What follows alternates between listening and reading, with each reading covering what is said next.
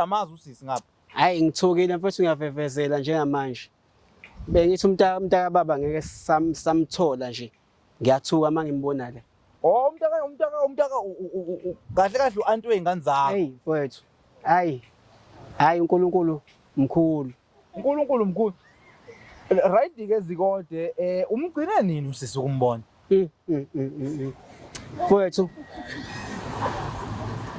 Yabona kule midlalo le iyayisuka phesheya kwezilwandle izodlala la ngo2010 izona FIFA World Cup impela angazi ke iminyaka isimngaki phela masuka ku FIFA World Cup siza manje 2024 shuthi siu14 hayi mfethu nina nagcina ukumbona ekhaya ngo2014 ukuthi ingane kaBaba yini le eyayihambisile kabuhlungu kanjena angazi mfethu 2010 engagcina ngawo ukumbona akafoni akabhali akenzi lutho kunjalo nje mfethu washiya ingane mfethu washiya ingane mfethu mase iqhamukela ngeke sayibona ngiqinisile bheka ngeke sayikhomba hayibo cha zikode ake silungise ubudlelwane besinabo I know ukuthi baphela kabi sikubikele sikwamukele ku Select Africa TV igama lohlelo Let's Fix It igama lami nguMandla Isibongo ngwakagwala namhlanje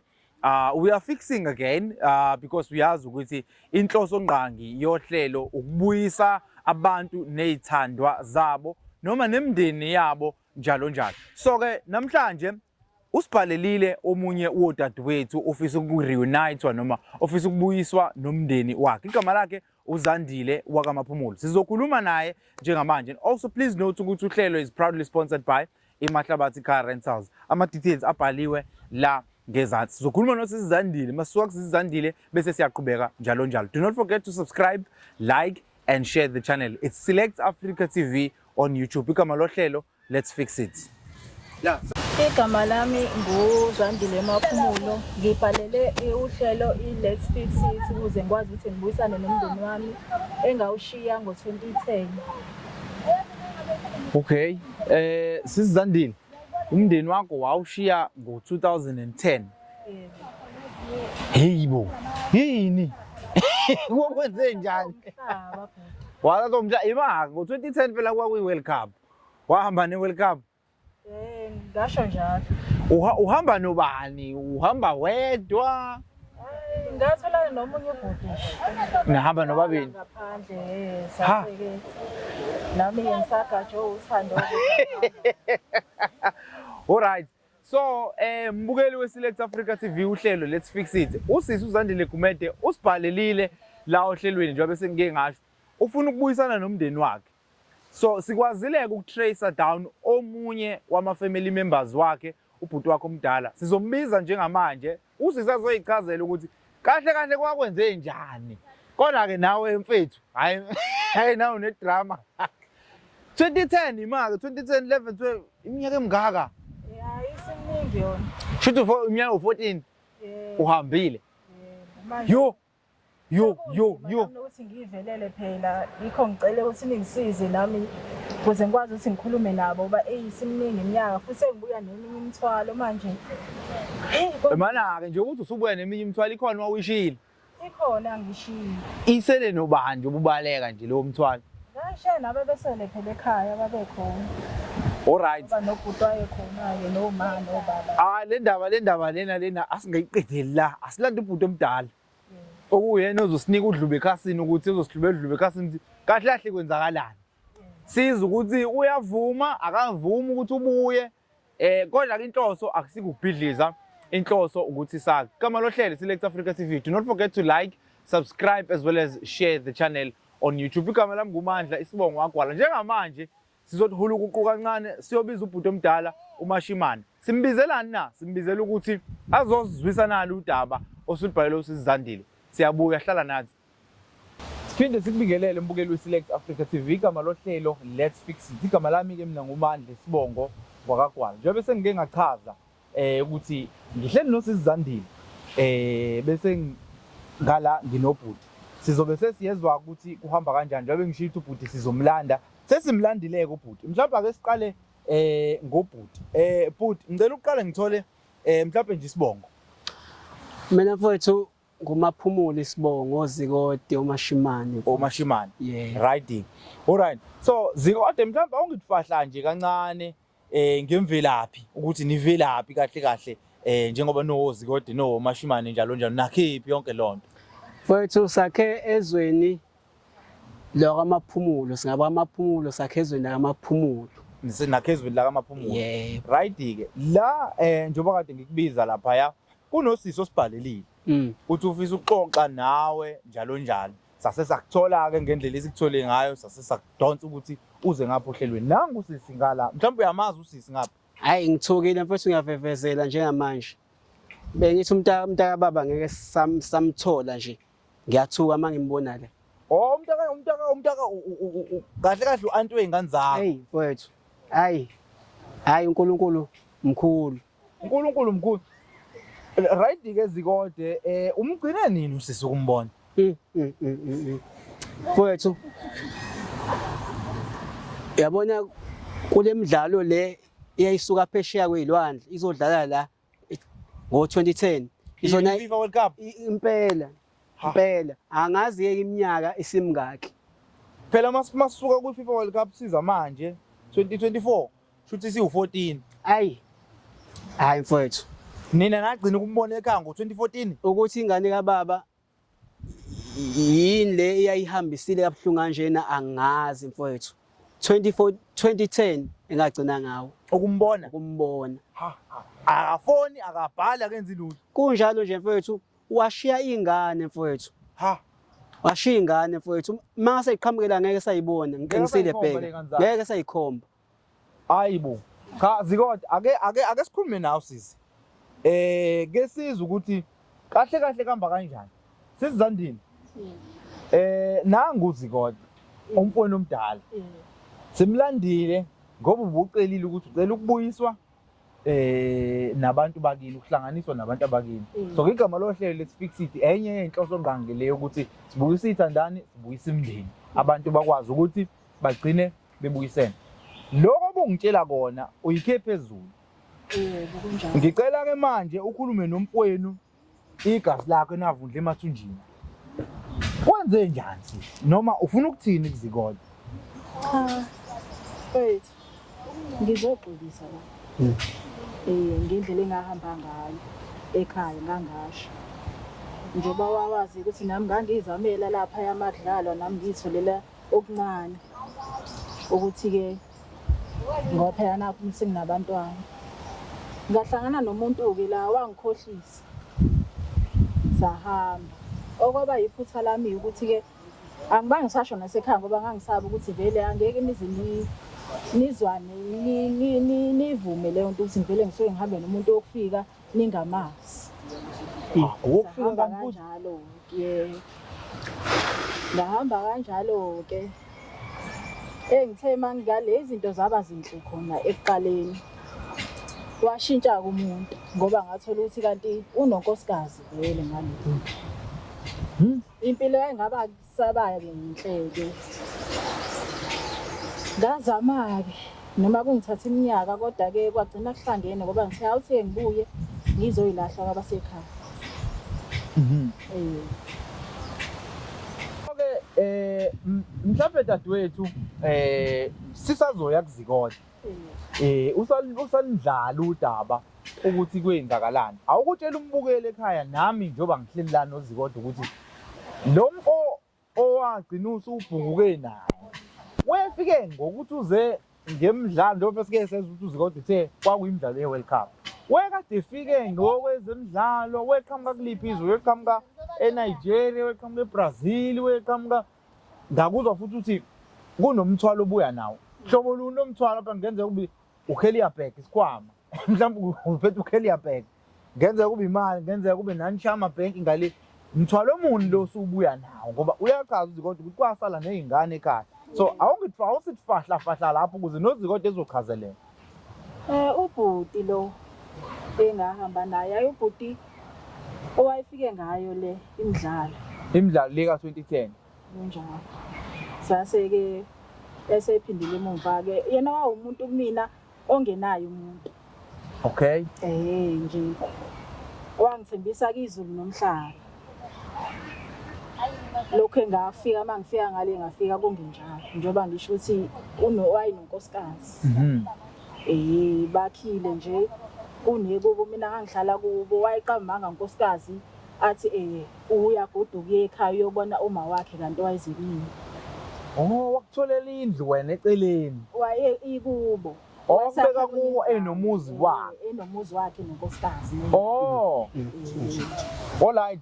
No, ake singayiqedi yonke ngoba sinozikode la ngiyambona ushaya izandla, ugeza izandla njengoPilato. Zikode, nangu udadewenu. Hayi. Nangu udadewenu mhlambe esiswini sikama wakho niba ngaki izikode owesingaka usisi. Ebese uyasidlalela ukuthi wena njengoba sekwehla lesehla. Ngoba kuyisehlo phela. Ubona kanjani? Ukuphi mhlambe okuyimbuzo ofisa ukumpheka ngayo njalo ukuze sithole umnyombo ukuthi kahle kwenzakalani futhi kwenzakalani nokuthi kuzokwenzakalani kuyaphambili. Hayi mfoka Gwala. Ulama mina ungwesibili ulama wena ebantwaneni bentombi ezizalayo. Zikode. Sekwahanjwa sabangcwaba abantu ekhaya. Nabantwana laba bakhe abashiyayo. Nemkhuhlane ke yafika ingane wabona ukuthi lo mkhuhlane usudinga umama weingane ngoba isandla samama sinale yanto einganeni zakhe. Umama yawazi ingane yakhe uyigona noma ishiyela ekwazi ukwenza ngendlela yokuthi umama omunye umuntu othi enza enganeni kodwa kufika ukuthi akuyona ingane yakhe le. Zikode. Engifisa ukwazi kukodwa besoneni Zandile. Daka baba besoneni yini le embi kangaka esenze kuwe. Uze uhambe iminyaka ibonaka abantwana bakho beboneni kuwe makuyothi thina ke khona esakonayo abantwana ke beboneni isihluko esingaka osenze kubona. Akona kangalanga lotho. Kukhona phela vele manje umndeni kuba khona lezo zinto lezo eziba khona. Abantwana benza ngani? Ngawungeka nje. Ngathatheka futhi angazi ukuthi ngathetheka kanjani kodwa nje angeke ngize ngingakha ilungu ngithi kwaba ukuthi ikhona nje ukuthi cha ngathatheka. Uthathwa yini sisi? Ngifuna ukuzwa lapho mina. Umbuzo wami wesibili uthe ubuya nomthwalo. Ngifuna sikhulumeke nangu uZikode sihleli naye. Yini yakuthatha yazi yakhipha emagcikeni akuZikode washiya amaxhwane waphuma wahamba nalompupu. Owaphi waliphi izwe lompupu? WaseNigeria. Akho testing. Right. WaseNigeria nje. Uyabuza kuZikode ukuthi uphume ekhaya ngalini noma kuseyikona ukuthatheka. Hayi. Njengoba ngisho ukuthi phela ekhaya mani khona nihleli ndawonye ube khona lokho. Mhlawumbe nami ngathi inhliziyo nami ukuthi ngoba vele sibuye sithathane awuthi ngibashayise ngomoya. Zikode. Ngixolise mhlawumbe ungene emadevini dadewethu. Nani buye nithathane kanti? Mfoka Gwala uyazi ukuthi emndenini kuba khona lokho ngaboni ngasolinye. Yebo, emndenini ngisho ingane zandawonye kuba khona lokho ukwebhana lokho kokuphambana kodwa lonto isike ingasho ukuthi sekumele kube khona umuntu othutha imithwalo ehambe futhi engahambi kancane ngoba uhambile lo muntu. Thina seze sazila nangenhliziyo ngoba besingayitshela ukuthi sawuphinde simbone. Beseze sazila sathi ingane kaBaba siyabulawa kwanyangene izifo yayongcwatshwa lapha yangcwatshwa khona. Esane sisihluku Zandile osenzile kangaka emndenini ukuthi ungaze usishiya abhlungu kangaka leminyaka phela usufile wena. Asihlukile kunokuthi njengamanje sibona isipoke. Kwenze njani? Baba yiphutha nje. Ngoba Mfoka Gwala ngezwe kuthiwa lesi silwane samthathayo ungathi sasimnika ngapha. La Ungathi kwakunemali. Manje kusho ukuthi ukhula imali engayazi kusho ukuthi ingqondo yavela thwebuleka. uyathatheka ingqondo wahamba nayo lenkunzima lakho. Wabona ukuthi akusekho omunye umhlaba ngaphandle kwakhe lo muntu omnikeza imali engaka. Kunjalo futhi ngahehwa imali. Ngahehwa imali kanti nje imali kwakuyokuthi angidobele eduzane. Hayi mina ngisazi ukuthi ngizothini. Hayi awuqhubeke ngizwe le nkilayitheko. Manje ebhudila ngiyafisa ukubuyela ekhaya. Nasempilweni angisemuhle. Nginabantwana ababili. Sengibuya nabayo bakho ngicela ngibonile ukuthi cha. Yiwo lo mthwalo ade khuluma ngawo, yiwo lo mthwalo ade khuluma ngawo. Kwaba yisona ukuthi ngishiya abantwana bami la. Ngeke futhi ngiphinde ngibashiye lezweni. Ngoba njengoba ngisho ukuthi unonkosikazi wakhe angazi ukuthi bezosala abenzeni abantwana bami ngoba obesebambile ukuthi ngikhona. Ngoba ube umuntu ofihlelwayo. Nempilo yami bese ngibona ukuthi ayisaphephile kahle. Ngokugula ke ngasibona ukuthi cha ake ngibuyele ekhaya. Ubhuti kodwa manje Mashimane ngicabanga ukuthi nalo udaba la luseyithebeni. Okudlula amadoda kuyabiwa Mashimane. Ngivisa ukuthola ngakuwena ukuthi mhlambe ekhaya emumva ekhaya kwaMaphumulo. Yebo. Isimo simi kanjani njoba udadewethu ethi ufuna ukubuyela ekhaya. Awukusithi fahla mayelana nalapho ngeke ngezwe futhi uke wathi abanye sebadlula nasemhlabeni obana sebadlula emhlabeni kusele bani ekhaya ubani ozimazisa ikhaya njengamanje. Udadewethu wenza isihluko esikhulu. Kwahamba ubaba ozizalayo. Akaze afike uzomncwaba. Hawu. Kwahamba umfowethu. Akaze afika. Sekhanjiwe nasemndenini. Nasemndenini nje umsinomndeni omkhulu. Manje kuduma ikhanda ngoba kwasana izingane zakhe mayifika zimbona angazi uma izokwazi ukumukela njengonina wazo. Ngoba sezimncwabile nje ngeenhliziyo. Lengane bese zitshelile ukuthi zona zizintandane azinabani. Ngoba phela wanangu wahamba waduka nezwe. Hayi impela. Hayi labantu bokufika impela uma ngabe koqatshana nabo nami ngeke ngibone ukuthi hayi nami ngalingeka impela ngiqabane nabo ngoba hayi impela into abayenza kodadewethu angazi ukuthi siqabo sini lesabasenza kodadewethu ngoba phela masuthi uyabheka kuneziqabwana thizeni. Hayi ngeke kuneziqabo akekho umuntu ongathathwa imali sonke lesikhathi ehamba iminyaka emingaka. Kuyacaca khona lento abafika nayo la ezweni lakithi eSouth Africa. Mhlambe ke Mashimane ekhaya khona banje ngamanje. Nje manje ekhaya mhlonishwa khona unkosikazi. Nkosikazi nje bese ngihleli naye sibambe naye lo muzi lo konke esikuzamayo sizamele nabashana laba abashiwa udadewethu. Bafundile manje abashana sibafundisile abashana ngoba sesibathathile sabenza ingane zethu.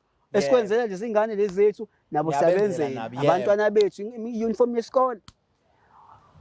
Ukudla okufanele bengimbathe befihla umzimba abasokole. Kodwa njengamanje njoba sekufike nangu udadewethu. Yebo. Angazi ke isimo soba kanjani ekhaya ngoba udadewethu babe nale yanto benonkosikazi yokungaboni ngasolini. Yokungabona sona udadewethu wakusebenzisa ukuthi kubo la nonkosikazi nikusebenzisa naye ukuthi naye umuzi azowakha lo wangena ngenyongo la. Nawe manje le yanto yabo ibicrashana ngenze udadewethu mhlawumbe khona lokho kwamcika ebheka lezo zinto wasebona ukuthi hayi nami lo mhlawumbe uyongakhela wakho owami umuzi ndawana thizeni. Hey kulikhona kunje ngokwesintu Mashimane uma ngabe udadewenu umabuye emendweni yebo esebuyele ekhaya uyayakhishwa incingi Impela kunjalo. Okusho ukuthi mhlawumbe kungenzeka kube isimo esikanjalo. Njobe sethi ufisa ukubuya kodwa manje mawuzothatha ukubheka emasenteni ngathi kuyabheka. Kuza uma kanjani mashimane makuthiwa ke usisi uyabuya mhlawumbe ilelela ekuthenini uyavuma yini ukuthi abuye phela udadweni ngoba njengoba ebhalile uhlelo let's fix it. Inhloso ukuthi ufisa ukubuyela ekhaya ngoba uyabona ukuthi umhlaba usumshayile. Manje uyabuya ke ka uyavuma yini uyayivula yini inhliziyo yakho ukuthi angabuye ekhaya. Mfoka Gwala engakusho ukuthi amathambo obabamkhulu lawo. Yebo. Njoba ngamathambo obabamkhulu laba bathi mabehamba basebeshiya mina. Lo nto ikhomba ukuthi mina angivula izandla. Yeah. Amathambo obamkhulu kuhle uma ngabe walondoloza endaweni yabo. Mina akukho engikujabulela ngaphandle ukuthi kubuye amathambo noma kuthiwa ubuye sewufohlo. Yeah. Bengizowamukela. Yebo. Ukuze uma sekushaya isikhathi sawo sokuthi ilondolozwe ngikwazi ukwathatha ngwalondoloze lapho khona bona. Manje kuumthwalo wami vele njengoba bangishiya nje ukuthi udadewethu ebumthwalo wami njengoba efika naye indawo yobabamkhulu inkulu. Njengoba inkulu nje ngambeka noma ikuphi la kodwa ngaphandle ukuze naye izothola yakhe inkululeko ngoba nezingane zakhe ngoba ngeke salunga ukuthi sibe ndawonye la. Ngifuna njengoba efike naye ezizwe ukuthi usebuyile usesekhaya. Yebo. Kuzongiphoqa nje ukuthi noma kuthiwa amandla wekho kodwa mangibeke nje umkhukhwana lapha akwazi usaqhubeka. Khona impupho engizoyithatha ngifake lapha kuyena ngifake ngapha ukuze naye ikwazi ukuphila ngoba amathambo egcineni obabamkhulu. Kunjalo. Sesizandile. Ngicabanga ukuthi izulu asitoliki izulu uyamuzwa ubhuti omdala ubeka kanjani noma kona engajabulile kodwa umntakalayo.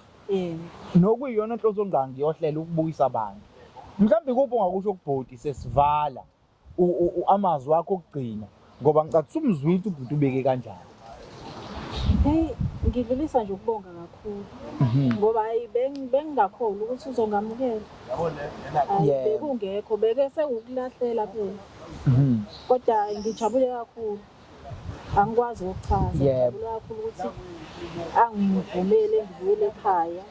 Nami ngizozama manje ukuthi nezimo lezi ngoba ngeke ngisho ukuthi nami ngangimsuku. Nezimo ezazenzeka nami ngizozama ngoba singifundile manje. Umhlaba usungibonisile. Ngizozama nami ukuthi umakoti sihlalisane. Ukuxabana ngingabisaba khona. Hayi, ngicabanga ukuthi kuyezwakala makunjalo. Mbukeli weSelect Africa TV igama lami nguMandla Isibongo Gwala. Ngicabanga ukuthi sesihambe safika ngasemaphethelweni enkulumo yethu. Esikuxoshile nesikucaphunile la ukuthi ubhuti uMashimane noma kona kungemnandi lokho kwenza udadewabo kodwa uyakuveza uyaqhakambisa futhi ukuthi udadewabo igcineni ayikho into ezokwenziwa. Mhlawumbe dadewethu sesivali kupho ongakutshela umbukele ekhaya umama ubaba onengane emdibi munye nalabantu bokufika. Engagcina mhlawumbe ngenyanga siyithola isise esimweni esifana nesakho. Umuntu mase sothandweni kunzima ukuthi umbonise. Yebo. Kodwa njengabazali bayafuna ukuthi babonise ingane zabo ukuthi akukuhle. Njengami ngomunye obone ngoba sekwenzekile. Mhlawumbe kube khona wangitshela nami ukuthi hayi. Awubheke la uhamba khona. Mhlawumbe ngami angikho kulesimo esengikusona manje. Yebo. Nabo kosisi ayi bazavele beze bephethe imali phambili behambisa imali phambili kodwa ke usukuheha. Yebo. Asingaheheki. Yebo. Ngibonile mina. Yebo. Mhlawumbe Mashimane elakho lokuvala sesigoqa. Cha. Gwala mfowethu. Angifuni uqamba amanga. Bengidiniwe sambona ukudinwa lokho okuxubene nenjabulo. Angazi uma yakubona lokho kudinwa. Kodwa egcineni bese kwakhona injabulo yokuthi ngabe usaphila. Kanti uyena. Ngabe uyena ngempela. Ngidinwa manje bese ngihoxisa ukudinwa ngenzela ukuthi mhlawumbe uzoze phinde futhi enze leyanto. Uzophinda khwibike futhi. Bese ngiyayisola. Mhlawumbe bese ngithola icala kwabalele bakithi. Ngixoxe ingane kamama.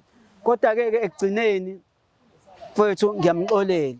Yebo. Ngiyamxolela ngoba ekugcineni njengoba kwenzeka kanje kuyacaca ukuthi kunegazi kufanele lichithwe la ekhaya lokuthi sibuyisane kabusha ukuze ngisho nalabo bese beyibambile abalele lento ukuthi khona leyanto yabakhona yazakhipha umuntu iminyaka wahamba bese bebona ukuthi hayi cha sekukhunyelwa imlotha sikhumeleni imlotha manje Kunyelwana imlotha, siyamhlambulula yebo. kahle kahle sesomhlambulula manje ngokusemthethweni ukuthi emukelwe abaphilayo emukele nabangaphili. Hayi Mashimane, uqedile ungethola. Uqedile ungethola. Ngicela ukuthi ke sibonge ngazo zozibini kuwe mbukeli lapha ekhaya ngokubukela uhlelo. Igama lami nguMandla Gwagwala. This is Select Africa TV. Uhlelo is proudly sponsored by Imahlabathi Car Rentals. Do not forget to like, subscribe, as well as share the channel with your family and friends.